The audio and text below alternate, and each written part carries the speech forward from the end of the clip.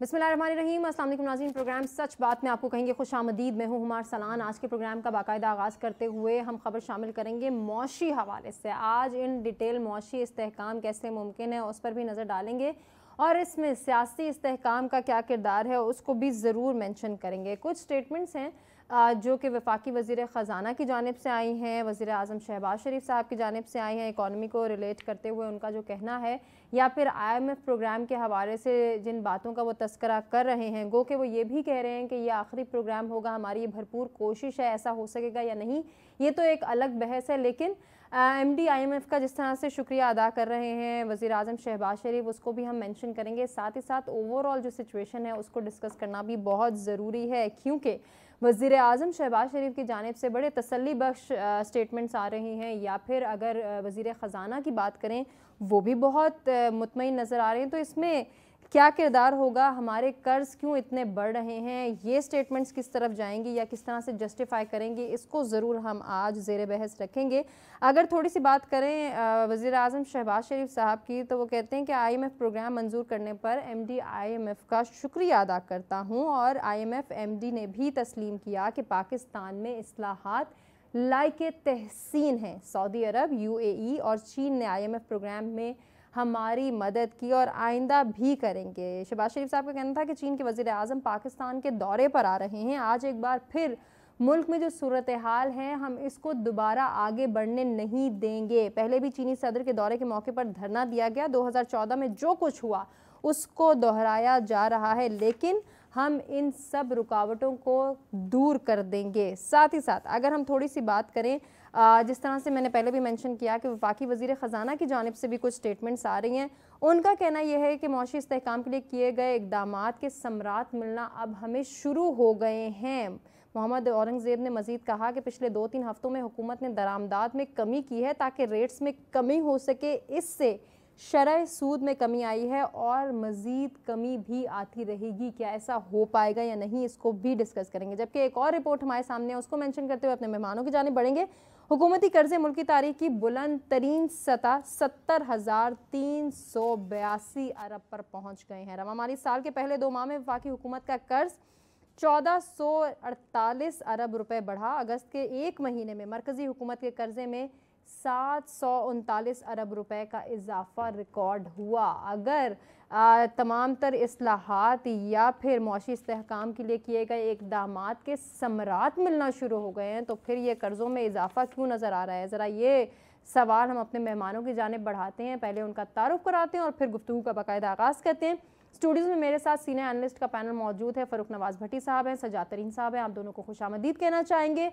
और हमारे साथ माहिर मुआशियात नईम सिद्दीकी साहब भी मौजूद है। नईम सिद्दीकी साहब, आपको भी खुशामदीद कहते हुए पहला सवाल आपकी जानिब लेकर आएंगे। सर, ओवरऑल जो हम एक कंपैरिजन ड्रॉ करना चाह रहे हैं, वफाकी वज़ीर ख़ज़ाना की स्टेटमेंट भी मैंने बता दी, वज़ीर आज़म शहबाज शरीफ साहब भी बहुत तसल्ली बख्श स्टेटमेंट्स दे रहे हैं, लेकिन फिर कर्ज़ की क्यों हमें ये रिपोर्ट आ रही है कि कर्ज़े बढ़ रहे हैं और यहाँ से यहाँ तक ये ग्राफ चला गया है। तो सर आप क्या कहना चाहेंगे, रीज़न्स क्या हैं? बहुत शुक्रिया हुमा। देखिए, अभी आपने अपने इंटरव्यू में बताया कि 70,382 अरब रुपए का हमारा कर्जा जो है लोकली गवर्नमेंट ले चुकी है। तो ये बेसिकली हमारा फिस्कल डेफिसिट जो है ना वो बहुत भी इंक्रीज होता जा रहा है, क्योंकि हुकूमत अपने अखराजात पे कंट्रोल नहीं कर पा रही और हमारा टोटल इन्हिसार जो है वो मकामी और बैनुल अक़वामी कर्जों पर है। हम जो अपना ट्रेड डेफिसिट है उसको मीट करने के लिए और अपने जो फॉरेन हमारे डेट्स हैं उनको पे करने के लिए IMF से या बैरूनी कुव्वतों से, दोस्तों से कर्ज लेते हैं ताकि उसको हम ऑफसेट कर सकें। और लोकल जो हमारे एक्सपेंडिचर हैं वो जो है हम मकामी बैंकों से बेतहाशा कर्जा उठा के हम उसको पूरा कर रहे हैं। अब आप वज़ीर ख़ज़ाना की स्टेटमेंट जो आई है कि उन्होंने खुद ही कहा है कि हमने इंपोर्ट पे कंट्रोल किया। देखिए, जब भी आप इंपोर्ट पे कंट्रोल करते हैं तो आपका ट्रेड डेफिसिट खुद ब खुद कम होना शुरू हो जाता है, आपकी मैशियत जो है बढ़नी शुरू हो जाती है, आपके लोगों की जो बाइंग पावर है वो कम होना शुरू हो जाती है, आपका एक्सपेंडिचर जो है वो भी कम होना शुरू हो जाते हैं, तो आपको इंडिकेटर अच्छे लगने शुरू हो जाते हैं। लेकिन ये सारी जो है ये चूंकि हम एक कंजम्पशन इकोनॉमी पे बेस करते हुए अपने जीडीपी को ग्रो करते हैं, और जैसे ही हमारी कंजप्शन कम होती है तो हमारा जीडीपी भी सुधर जाता है और हमारा जो ट्रेड डेफिसिट है वो भी जो है वो कम होना शुरू हो जाता है।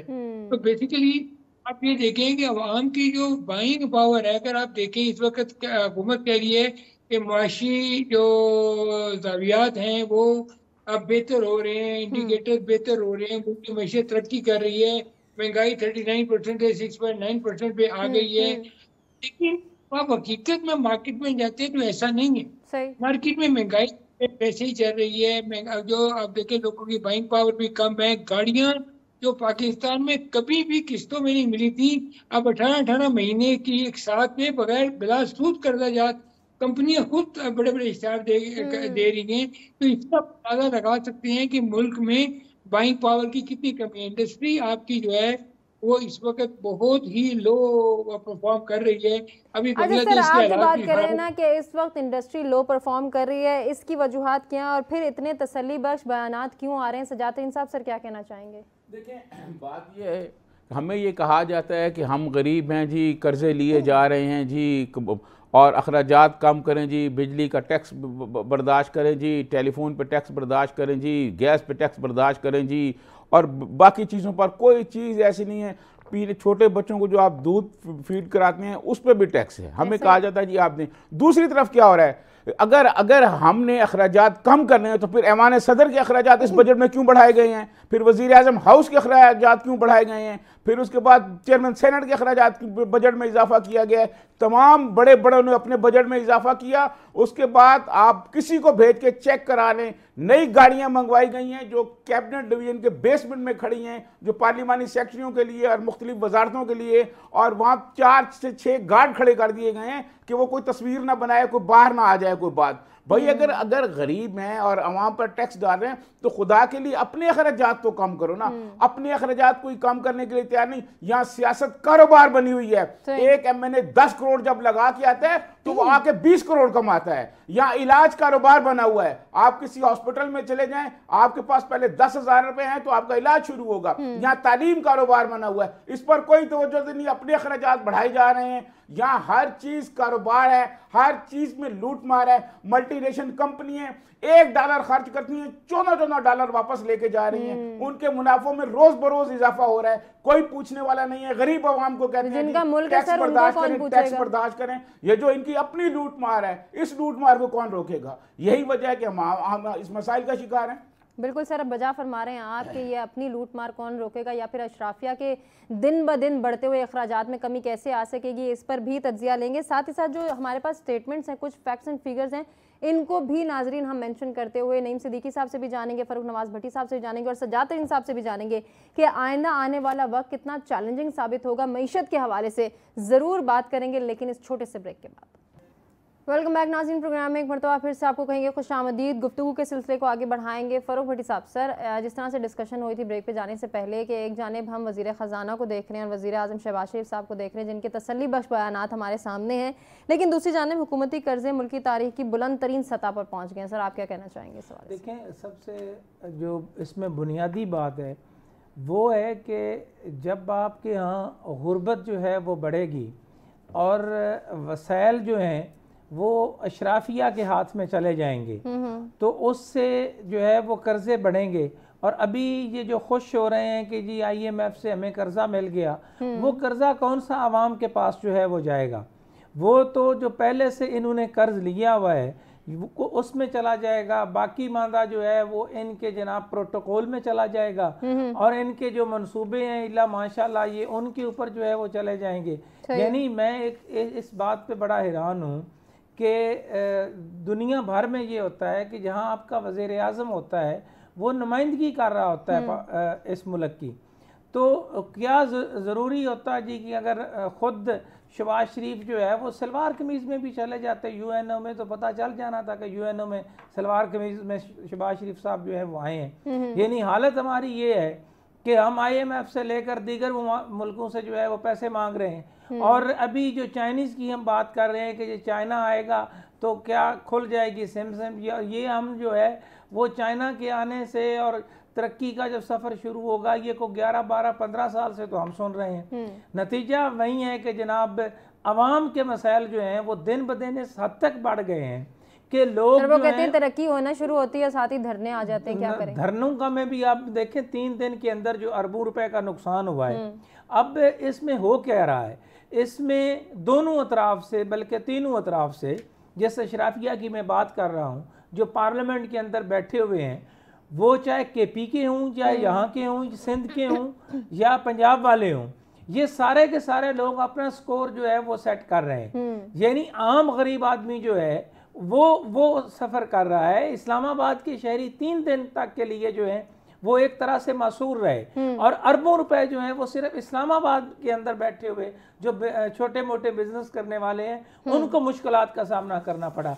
आज सुबह मुझे एक मजदूर मिला, उसने कहा जी 3-4 दिन तो हमारी जो है वो हम चूंकि दिहाड़ी लगाते हैं, हम उससे ही रह गए, हम तो जनाब रोजाना कमाने वाले हैं। और वो मजदूर जो है वो इसके बावजूद शुक्र अदा कर रहा था कि हमें कम से कम रोटी मिल रही है, हम उसका शुक्र अदा कर रहे हैं। लेकिन ये इनके पेट हैं कि भारी नहीं रहे, अरबों रुपए इनके अंदर चले गए बिरोने मुल्क। सर ये तो एक ऐसी बहस है कि शायद इसका कोई भी, मुझे नहीं लगता कि कोई सोल्यूशन होगा। इसका सोल्यूशन है, मैं आपकी बात को बिल्कुल कहूँगा, इसका सोल्यूशन एक ही है, बड़ा सिंपल सीधा और साफ सा सोल्यूशन है कि जो टैक्सेस बराह रास्त पब्लिक पर लगाए गए हैं वो ये अशराफिया जो है वो खुद टैक्सेस दे। ये नहीं हो सकता कि आप वज़ीर आज़म हाउस, आप पार्लियामेंट का, आप वज़रा के, आप मुशीरों के, आप ब्यूरोक्रेसी के, आप इनके जो है वो अखराजात जो है वो बढ़ाते जाएं और आम आदमी को टैक्स के बोझ के नीचे जो है अंगूठे थले जो है वो दबाते जाएं। ये इस तरह काम नहीं चलेगा। ये ठीक हो सकता है, जो तवाज़न है उसको कायम आपको करना लगता है ज़रूरी कि ये ठीक हो सकता है अगर ठीक करना चाहें तो। जातरीन साहब से जरूर जानेंगे। नईम सिद्दीकी साहब, सर एक जानिब और मैं बढ़ना चाहूँगी, इस्लामाबाद एयरपोर्ट की आउटसोर्सिंग की बात हो रही थी और ज़रा ये कहते हैं कि हुकूमत को एक बड़ी कामयाबी मिली है कि टर्किश कंपनी की बोली शायद अब आने वाले वक्त में हम ये खबर देखेंगे कि वो मंजूर कर ली गई है और हुकूमत इस पर बड़ा खुश है। तसल्ली बख्श बयानात भी आ रहे हैं, ज़रा ये हमें बता रहे हैं। सर आउटसोर्सिंग आपके ख़्याल में बेहतरीन क्या तरीक़ाकार है? अगर हम ये देख रहे हैं कि पाकिस्तान में मईशत की बहाली आए या फिर कारोबार की बहाली आए तो सिर्फ आउटसोर्सिंग या प्राइवेटाइजेशन ही वाहिद हल है? देखिए, बुनियादी तौर पे गुड गवर्नेंस की नाकामी है। हुकूमत खुद मैनेज नहीं कर पा रही चीज़ों को, इसलिए उसके अलावा कोई सोल्यूशन नहीं है कि आप इसको आउटसोर्स करें। दूसरी बात यह है कि आपके ऊपर पॉलिटिकल प्रेशर बहुत है एम्प्लॉयमेंट का, और आपने जैसे PIA में 25-26 हज़ार लोग एम्प्लॉय हैं, इसी तरह एयरपोर्ट में भी बहुत सारे लोग पॉलिटिकल बेस पे भी एम्प्लॉय होते हैं। अब हुकूमत के लिए तमाम अखराजात पूरे करना बहुत मुश्किल है, और आपने देखा होगा कि अब आहिस्ता आहिस्ता ये जितने भी SOEs हैं और एयरपोर्ट्स हैं, अच्छा जितनी भी लुक्रेटिव जगह होती है ना जहाँ पे इंक्रीमेंटल आपको रेवेन्यू मिलता है या प्रॉफिट मिलता है या फ़ायदा होता है, वो इंटरनेशनल कंपनीज भी उनको लेने में उनको कोई हिचकिचाहट नहीं होती। उन्होंने आपके मुल्क में ही जो है ना वो पैसा कमाना है और यहीं से लेके जाना है। इसलिए आपकी ये बैड गवर्नेंस की वजह से, आपकी जो मैनेजमेंट की नाकामी की वजह से, आपकी माशी तनज़ली की वजह से आप आहिस्ता आहिस्ता अपने एसेट्स को डिप्लीट कर रहे हैं, लीज आउट कर रहे हैं। तो ये कोई मुल्कों की अच्छी बात नहीं है। दूसरी बात ये है कि आपने देखा होगा कि वज़ारत ख़ज़ाना ने कहा है कि हमें 19.2 बिलियन डॉलर चाहिए अगले 2000 हमारे तो यानी कि 20 बिलियन डॉलर की तो पहले ही रिक्वायरमेंट लेके बैठे हुए हैं। 1.2 बिलियन डॉलर हम ऑयल फैसिलिटी में लेने की बात हो रही है, सऊदी अरब में मिल जाएंगे। इसके अलावा यूनिलैटरल बायलैटरल जो हमारे कर्जा जो हमने लेने हैं वो हम ले रहे हैं। इस तरह हम ये मुख्तलिफ बैंकों से 4.56 बिलियन इकट्ठे कर रहे हैं। इसके अलावा हम इंटरनेशनल कमर्शियल बैंकों से पैसे कर रहे हैं। उसके बाद हम एक पाटा बॉन्ड को लॉन्च करने की बात कर रहे हैं, वो चाइनीज कैपिटल मार्केट में उसको हम लॉन्च करने की बात कर रहे हैं। उसमें हम मुख्तलिफ बैंकों से नेगोशिएट कर रहे हैं। तो एंड ऑफ द डे कुछ डील्स हमारे सामने भी है, कुछ मायदे तय भी पा गए हैं जो तिजारती कर्ज के मद में आ रहे हैं। ये वो इन्वेस्टमेंट है जो कर्ज की सूरत में आपके पास ऐसे ही है। कहीं से आपको प्रॉफिट या रेवेन्यू की सूरत में कुछ नहीं आ रहा, और ये इंतहाई कंसर्निंग बात है। और आने वाले दिनों में हमें बहुत सारी माशी मुश्किलात सर, हम कर्ज के बोझ तले दबते जा रहे हैं और हम खुश हैं कि हमें कर्ज मिल रहा है। हम ये नहीं खुश हो रहे कि हमने सरमायाकारी करनी है, कारोबार लाना है। हम तो कर्ज के आने पे खुश हैं। एग्जैक्टली यही बात है। और हम ये खुश है कि हमें हर तरह से पैसे मिल रहे हैं। और ये हम ना अपनी एक्सपोर्ट पे तवज्जो कर रहे हैं, ना हम अपना फिस्कल डेफिसिट को कम करने की बात कर रहे हैं, ना अपने एक्सपेंडिचर कम करने की बात कर रहे हैं, ना गवर्नेंस ठीक करने की बात कर रहे हैं। और खास तौर पे भी आपने सुना होगा कि उन्हें 1.5 लाख एम्प्लॉयमेंट्स खत्म कर रहे हैं, महकमा को मर्ज कर रहे हैं। लेकिन ये कब होगा, कैसे होगा, इतनी बड़ी अनएम्प्लॉयमेंट को हैंडल कैसे करेंगे? फिर आप एक पॉलिटिकल बेस्ड सिस्टम चला रहे हैं जिसमें आपको वोटों की जरूरत होती है, वो भी एक बहुत बड़ा थ्रेट होता है कि किस सेक्टर में टैक्स लगाएं, किस सेक्टर में टैक्स ना लगाएं। सर मुझे तो ये भी खदशा है कि जगह जगह से कर्ज लेके हम कर्ज की अदायगी में देंगे या फिर हम मजीद अपने जो अशराफियां उनके अखराजात बढ़ते हुए देखेंगे। अभी हम लोकल रेवेन्यू जितना कमाते हैं ना, 16 ट्रिलियन के करीब है, तो उसमें से तकरीबन 10,000 अरब हमारा तो बैंकों की सूद में चले जाता है। और इंटरनेशनल लोन तो हम लेते ही इसीलिए कि हमने कर्जों की, बैरूनी कर्जों की अदायगी करनी है। तो वो जो हमारी इन्वेस्टमेंट बेस्ड फाइनेंसिंग है वो हमें कहीं नजर नहीं आ रही। इन्वेस्टमेंट बेस्ड फाइनेंसिंग क्यों नहीं आ रही, इसमें कौन से लूप होल्स हैं, इनको ज़रूर मेंशन करेंगे, डिस्कशन करेंगे। और नाज़रीन साथ ही साथ अपने मेहमानों की जानिब ये सवाल भी रखेंगे, जैसे अभी फ़ारूक नवाज़ भट्टी साहब से जब बात हो रही थी तो उन्होंने कहा सोल्यूशन है अगर कोई करना चाहे तो। मेरा ये सवाल होगा सजातीन साहब से, लेकिन ब्रेक के बाद, कि सर क्या इन सोल्यूशंस पर अमल दरामद करने के लिए हमारी हुकूमत और बिलखुसूस वज़ीर-ए-आज़म शहबाज शरीफ साहब संजीदगी का मुजाहरा करेंगे आने वाले वक्त में या नहीं, इस पर उनकी क्या राय है जानेंगे, लेकिन इस छोटे से ब्रेक के बाद। साथ रहिएगा। वेलकम बैक नाज़रीन, प्रोग्राम में एक मरतबा फिर से आपको कहेंगे खुशामदीद। डिस्कशन को आगे बढ़ाते हुए सजातीन साहब, मैंने कहा था कि ब्रेक से वापस आएंगे सर, आपसे डिस्कस करेंगे। एक तो इन्वेस्टमेंट बेस्ड फाइनेंसिंग क्यों नहीं हो रही, इस पर हमने गौर करना है। दूसरी जानिब हम खुश इस बात पे हैं कि कर्ज मिल रहा है, जितना कर्ज मिल रहा है हम उतना ही खुश होते जा रहे हैं, चाहे हम वज़ीर ख़जाना की बात करें या फिर अपने वज़ीर-ए-आज़म शहबाज शरीफ साहब की बात करें। देखें, मैं बताऊँ हुमा आपको, एक तो मसला ये है कि अभी बात हुई पहले कि जी PIA में भर्तियाँ सियासी बुनियादों पे हुई हैं। मैंने कि डॉक्टर कैसर बंगाली का एक इंटरव्यू किया था जो अभी भी मौजूद है। उन्होंने ये कहा था कि लोग रखने से इदारे नहीं बैठते, इदारे बैठते हैं जो करप्शन होती है इसमें, जो बड़ी बड़ी बहुत पैमाने पे अब PIA के जो जहाज़ों के आलात ख़रीदे जाते हैं और जो वारदातें डाली जाती हैं, इसी तरह सरकारी इदारे नहीं बैठते। सरकारी PWD क्यों बंद किया गया? वो इसलिए बंद किया गया, वहाँ करप्शन है।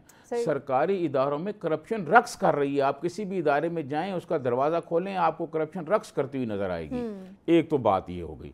दूसरी बात यह है कि बात हमारे यहाँ इंडस्ट्री नहीं लग रही। क्यों नहीं लग रही? बिजली महंगी है, गैस महंगी है, और लोग यहाँ से जो थोड़ी बहुत इंडस्ट्री है वो कहीं और लेके जा रहे हैं। आप कर्ज बेशक लेते रहें, लेकिन अगर लोगों को कारोबार नहीं देंगे, लोग कारोबार नहीं करेंगे, इंडस्ट्री नहीं लगेगी, लोगों की सियासी इस्तेहकाम भी वो नहीं होगा। बहुत बड़ी वजह सियासी इस्तेहकाम बिल्कुल ही नहीं है। आपको पता है अभी 3 दिन क्या हुआ, तो लोग फाका कशी पे मजबूर हो गए, दिहाड़ीदार जो हैं। तो अगर आप प्लान करके चलेंगे, दुनिया में लोगों ने बड़ी तरक्की की है। आप देखें, आप इंडस्ट्री को गैस दें। अब देखें हुमा, आपको, मुझे या भट्टी साहब को या सदीकी साहब कहते हैं टैक्स दें। टैक्स किस चीज़ की? तो पानी पे टैक्स मांगते हैं, पानी के पैसे मांगते हैं, पानी आता नहीं है। बिजली का टैक्स, बिजली आप लोगों को मिलती नहीं है। गैस का टैक्स, गैस आता नहीं है। हेल्थ का टैक्स, सरकारी अस्पताल गरीबों के नाम मिले, गरीबों को इलाज नहीं है, तो टैक्स ये मांगते हैं। बात यह है कि हमें प्लान करके चलना होगा। हमें ये देखना होगा कि पाकिस्तान में जो गरीब आबादी है, पाकिस्तान में जो गरीब है, चीजें हाईलाइट करेंगे। प्लान करने वाले पॉलिसी मेकर्स, हुकूमत को, ये जो पॉलिसी मेकर वाले हैं, इनको तो अपनी दौलत से गर्ज है, इनको अपने माल से गर्ज है। इनको तो अपना ये है कि भाई इसने फ्रांस में घर लिया है तो मैं जर्मनी में ले लूं, इसने जर्मनी में लिया है तो मैं स्विट्जरलैंड में ले लूं। इनके दरमियान तो ये कंपटीशन है। हमें खुश होना है, उन्हें ये नहीं सोचना कि हमने इसको लौटाना है। हम मुसलमानों में ऐसे हुक्मरान मौजूद रहे हैं सर, हम मुसलमान हैं, हमें देखना होगा कि हम बदयांती कितनी करते हैं। मुसलमानों में ऐसे हुक्मरान भी रहे हैं कि भाई के हाथ में भाई ने जलता हुआ कोला उठा के बकता हुआ रख दिया, और उन्होंने कहा बैतुल माल के पैसे जो हैं, और ये वाक़या मौला अली के ज़माने का है। मौला कायनात ने अपने भाई को ये कहा कि ये इस तरह पैसे नहीं दिए जा सकते बैतुल माल के ज़्यादा। आप क्या कर रहे हैं? आप अपने महल देखिए, अपने अखराजात देखें। अब बात यह है कि जब ऊपर से आप अखराजात में कट नहीं लगाएंगे, नीचे सूरत हाल कभी बेहतर नहीं होगी। मिसालें दे रहे हैं, हम ज़बानी कलामी सिर्फ रियासत मदीना बनाने के दावेदार हो सकते हैं। भट्टी साहब, सर सवाल फिर वहीं पे स्टैंड कर रहा है। कर्ज मिलने की खुशी हो रही है, पाकिस्तान में मौशी इस्तेहकाम, सियासी इस्तेहकाम कैसे लाना है, इस पर ना कोई सोच रहा है, ना संजीदगी का मुजाहरा कर रहा है। और इसके साथ साथ हम ये दावे बड़े पुरजोर अंदाज में कर रहे हैं कि ये IMF से हमारा आखिरी प्रोग्राम होगा। क्या हो सकेगा? बिल्कुल नहीं हो सकेगा। ये बिल्कुल जो है वो एक इसी तरह है कि ट्रक की बत्ती है जिसके पीछे जो है वो लगाने की कोशिश की जा रही है। जो गरीब आदमी है, जो आम पाकिस्तानी है, उसके साथ इसका कोई ताल्लुक नहीं है। आम आदमी जो है वो 2 वक्त की रोटी तो एक तरफ आप रहने दें, मैं ये कह रहा हूँ कि आम आदमी जो है वो सिसक रहा है, उसकी हालत इतनी ख़राब है कि अशराफिया को अंदाज़ा ही नहीं हो रहा कि ये आपस में जो है वो खेल खेले जा रहे हैं। यानी ये निज़ाम इतना गल सड़ गया है, इतना वो सीधा हो गया है कि अब यहाँ ऑपरेशन से ज़्यादा जो है ना वो आगे वाला मामला चला गया है। अब लोगों को वाज़े तौर पर ये नज़र आ गया है कि जनाब हम जितनी मर्ज़ी कुर्बानी दे लें, हम अपना खून भी दे दें, हम अपना गोदा भी दे दें, ये बिल्कुल जो है ना वो जिसको गिद्ध कहते हैं, गिद्धों की तरह जो है ये हमें जो है वो खा रहे हैं, नोच जाएंगे हमें। और इनके अपने बेटे और इनका सारे का सारा पैसा जो है जिस तरह ये बिरूने मुल्क लेके गए हैं। दुबई लीग्स पे आज कोई बात ही नहीं कर रहा, बिल्कुल खामोशी है कि जो दुबई लीग्स पे जो है वो हम बात नहीं करते। और उसके बाद जो है वो दीगर ममालिक जो है स्विट्ज़रलैंड के बैंकों में, अमेरिका में, बाकी जगहों के ऊपर आप माल लेके वो क्या कर रहे हैं, यानी साहूकार, इंटरनेशनल साहूकार क्या कर रहा है कि जो पैसा आप यहाँ से लूट मार करके ये लेके बाहर जाते हैं, वही पैसा हमें कर्ज की सूरत में IMF की जो है वो अपनी शराइत के मुताबिक जो है वो हमें देते हैं, और फिर हम गुलामी की बदतरीन जो है वो उस सारी सूरत हाल में जो है वो रह रहे हैं। ये बिल्कुल उसी तरह का निज़ाम है जिस तरह ईस्ट इंडिया कंपनी ने पेनिट्रेट किया था, और ईस्ट इंडिया कंपनी ने आहिस्ता आहिस्ता हिंदुस्तान की पूरी आवाम को गुलामी की उन जंजीरों में जकड़ दिया है जिसमें आज 25 करोड़ लोग सर उसके बाद होश आया था और फिर 1947 के बाद हमने मुल्क ले लिया था। एक बात मैं कहना चाहूँ, देखें हमारे जो अरकान पार्लियामेंट हैं ये इनकी 400-500 की तादाद है, ठीक है, इनमें से कोई हुकूमत को वजीर खजाना नहीं मिला। ये हुकूमत हो, पिछली हुकूमत हो, उससे पिछली हो, उससे पिछली हो, जब आप वजीर खजाना ऐसा बंदा लगा देते हैं जो IMF की आर्डर और IMF की बात सुनता है, IMF की पॉलिसी पे अमल कराता है, उसको गरीबों से और गरीबों की हालत से और गरीबों को हालत बेहतर बनाने से क्या गर्ज हो सकती है? सर वो तो वो मेंशन कर चुके हैं कि हम तो सिर्फ डिक्टेशंस पे चल रहे हैं, हमारे पास कोई और ऑप्शन नहीं। नहीं सिद्दीकी साहब, एक तो ये कि हमारे पास कोई ऑप्शन नहीं है, दूसरी जानिब हम ये भी बात डिस्कस करें कि एक जानिब से वज़ीर आज़म साहब ये कह रहे हैं कि ये IMF से आखिरी प्रोग्राम होगा, दूसरी जानिब मेरे पास एक और स्टेटमेंट है जो IMF मिशन चीफ की है, वो ये कहते हैं कि पाकिस्तान मौशी तजावीज़ पर अगर अमल करे तो ये उसका आखिरी प्रोग्राम हो सकता है। व्हाट डज इट मीन कि आगे हमें मजीद चैलेंजेस फेस करने IMF की तरफ से? देखिए वो प्राइम मिनिस्टर साहब ने कहा ना कि आखिरी प्रोग्राम हो सकता है, तो मैं कहूँगा कि तेरे वादे पे मरना जाए कहीं वाली बात है। जहाँ तक IMF के चीफ ने कहा है कि ये आखिरी प्रोग्राम हो सकता है, तो वो तो ऐसे ही है कि सबक याद करो तो इम्तिहान में पास हो जाओगे, ठीक है ना।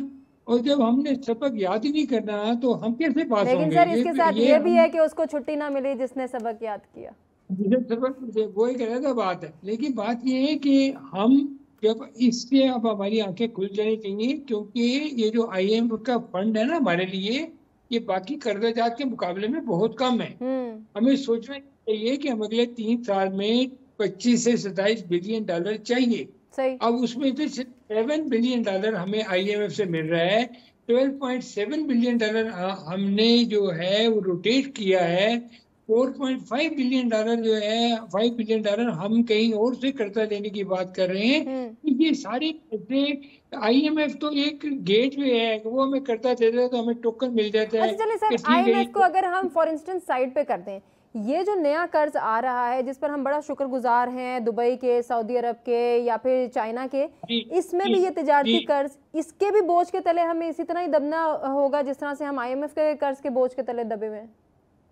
बिल्कुल इसी तरह हमें ये बायलैटरल जो हमें कर्जे हम लेते हैं, ये अपने दोस्तों से लेते हैं। अभी 3.2 बिलियन डॉलर के कर्जे की जो बात हो रही है, जिसमें सऊदी अरब वगैरह हमें कर्जा दे रहे हैं, लेकिन हमें अपना हाउस, अब आपने एक सवाल किया था कि हम अपना हाउस इन ऑर्डर कैसे कर सकते हैं। असल में इम्पोर्टेंट बात ये है, उसमें सबसे पहले ये है कि हम अपना जो बजट डेफिसिट है उसको कम करें, हम अपना टैक्स बेस को बड़ा करें, हम अपनी इंडस्ट्रियल ग्रोथ को बढ़ाएं। जैसे तरीन साहब भी फरमा रहे थे कि इंडस्ट्री नहीं लग रही, हमें अपनी इंडस्ट्री बढ़ानी है और हमें अपनी एक्सपोर्ट जो है वो कन्वेंशनल एक्सपोर्ट से बाहर निकलना है, हमें वैल्यू एडेड एक्सपोर्ट करनी है, हमें फ्री ट्रेड एग्रीमेंट्स करने हैं, हमें इरिगेशन में और टेक्नोलॉजी में इन्वेस्ट करना है, हमें क्रॉप डाइवर्सिफिकेशन की तरफ जाना है, हमें ह्यूमन कैपिटल में इन्वेस्ट करना है, हमें एजुकेशन वोकेशनल ट्रेनिंग में इन्वेस्ट करना है। और देखिए अभी SCO समिट हो रही है, SCO समिट में हमें इस वक्त बहुत जरूरी है कि हम जो अपने जो ट्रेड है, अपने जो रीजनल ट्रेड है, हम उसको बेहतर करें। और हम जो कंट्रीज आ रहे हैं, देखिए इसमें चाइना आ रहा है, इसमें रशिया आ रहा है, इसमें इंडिया आ रहा है, हम है, किर्गिस्तान है, ताजिकिस्तान है, जापान है। हमें रीजनल ट्रेड को इम्प्रूव करना है। हमें इस जो समिट से सबसे बड़ा फायदा ये उठाना है कि देखिए दुनिया की आधे से ज्यादा आबादी के रिप्रेजेंटेटिव पाकिस्तान आ रहे हैं। दुनिया की आधी GDP के लोग यहाँ पे आ रहे हैं और एटमी कुव्वतें जो हैं वो इन मुज़ाकरात में शामिल होंगी। सही है। और ये तकरीबन 4 बिलियन की पॉपुलेशन के रिप्रेजेंटेटिव यहाँ आ रहे हैं। आपको लगता है हम इस पोजीशन में हैं कि हम अपना स्ट्रॉन्ग स्टांस आगे रख सकते हैं? सिर्फ एक जुमले में आपसे जानना चाहूंगी सर। ये इस वक्त बहुत जरूरी है कि पाकिस्तान इस समिट में अपना स्ट्रॉन्ग स्टांस आगे रखे और इतने लोग आ रहे हैं इनको इस बात पे बावर कराए, एम्फेसाइज करे कि पाकिस्तान किस तरह हेल्पफुल हो सकता है इस ट्रेड में और किस तरह इन ममालिक को वार्म वाटर तक पाकिस्तान लेके जा सकता है। ठीक हो गया सर, बेहद शुक्रिया अदा करना चाहेंगे सर। जी जी जी। इस कॉन्फ्रेंस की तैयारी पे जो खर्चा हो रहा है, हम जैसे गरीब मुल्क को आप देखेंगे पूरे का पूरा इस्लामाबाद सर, इसको इंशाल्लाह आने वाले प्रोग्राम से हम जरूर डिस्कस करेंगे। नाज़रीन, आपसे अभी इजाजत लेने का वक्त है। अपने तमाम मेहमानों का शुक्रिया अदा करना चाहेंगे जिन्होंने अपने कीमती वक्त और कीमती तज्जिये से आगाह किया। अल्लाह ने के बाद।